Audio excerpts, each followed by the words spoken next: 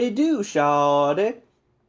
Today on the Horror Fest, I'm taking a look at the remake of Dawn of the Dead, with Mekhi Phifer, Ty Burrell, Ving Rhames, and a bunch of other people. It even has the dad from Chronicle. Aw man, no Ken Foree?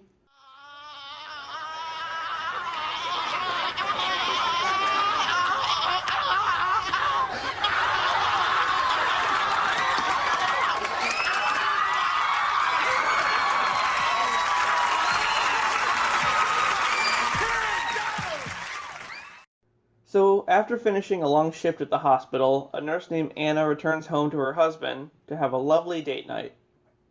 They completely ignore an emergency broadcast on the TV and just enjoy their night. So, the following morning, they wake up to a little girl in their living room, which I guess is their neighbor. The girl bolts down the hallway and attacks Anna's husband, Lewis, ripping his throat out. Oh shit. Should have probably paid attention to that broadcast. So, as the little girl is a zombie, Lewis quickly becomes one as well and attacks Anna. She narrowly escapes through the bathroom and manages to drive away as the neighborhood is in chaos. She swerves to avoid hitting someone and loses control of the car, crashing it into a tree and passing out. Why? Why didn't you just hit him? Like, fuck it. Anyway, so when she wakes up, she meets a group of survivors led by a police officer named Kenneth. They all decide to go to the local mall for shelter and encounter a lone zombie in the entrance who ends up biting Luda, the pregnant wife of Andre, which is one of the survivors. Then they try to enjoy the freedom of having the mall to themselves until they run into mall security. What a bunch of assholes. Except for this guy. I mean, he's okay. CJ, the head security guard, makes the group surrender their weapons in exchange for shelter and then locks them up in one of the stores. Eventually, thanks to Terry, the group overthrows CJ and Bart, who are the other guards, and they take back the mall for themselves.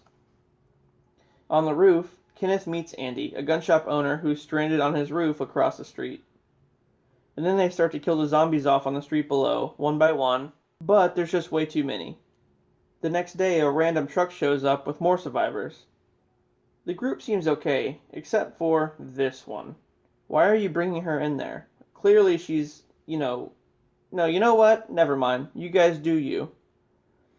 So then, there's a montage of them living it up. They even just fuck each other out in the open. I mean, that's real nice. Just then, as I tried to warn, the fat chick reanimates as a zombie. Oh no, who would have guessed? She's quickly disposed of, though, but they realize that the infection passes through bites. Yeah, duh. So they kill this guy because he got bitten. The daughter, Nicole, tries to reason with them, but nah, they just kill that bitch. And you know who else got bit? Luda. But no one knows except for Andre. So they set up their own little spot in one of the stores and have been keeping away from the group. Meanwhile, Kenneth and Andy have been communicating using a whiteboard as they plan to rescue Andy so he can join their group.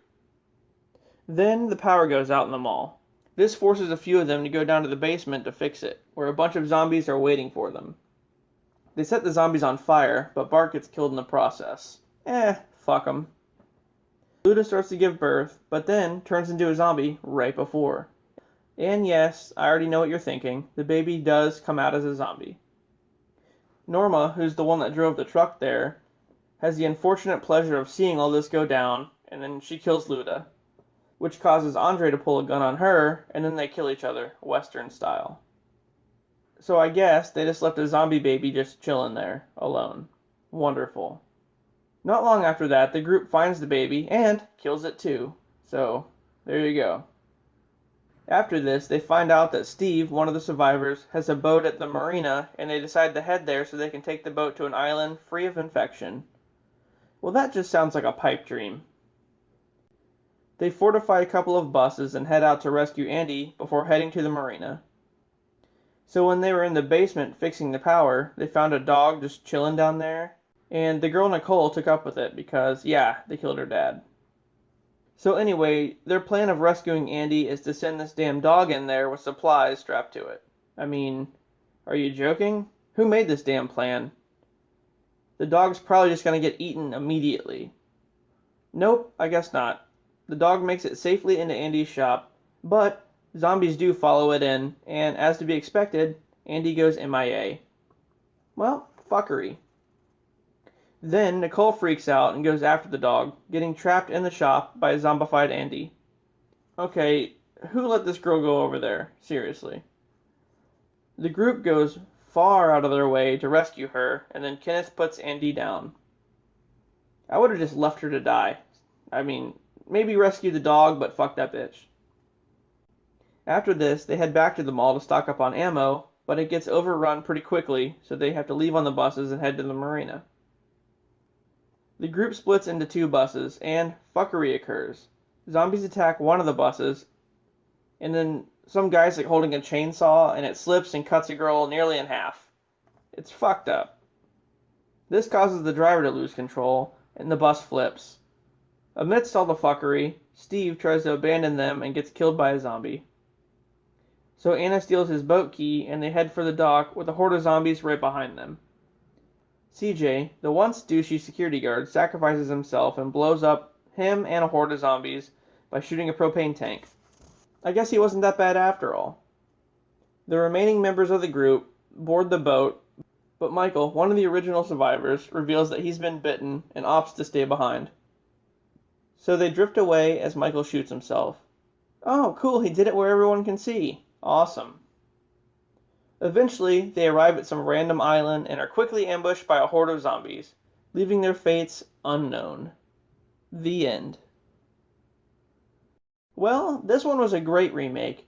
It had action, excitement, sex, comedy, and a lot of fuckery. I think I like CJ the most. He had the biggest character development out of everyone. Andre was just a piece of shit, and Kenneth carried the movie, I think. Anna, well, she was just kind of there. Oh, and then there was a surprise cameo by Ken. He was a preacher talking about end times. So it was a pretty cool movie. Anyway, I know this was a lengthy one, guys, so I'll see ya next time.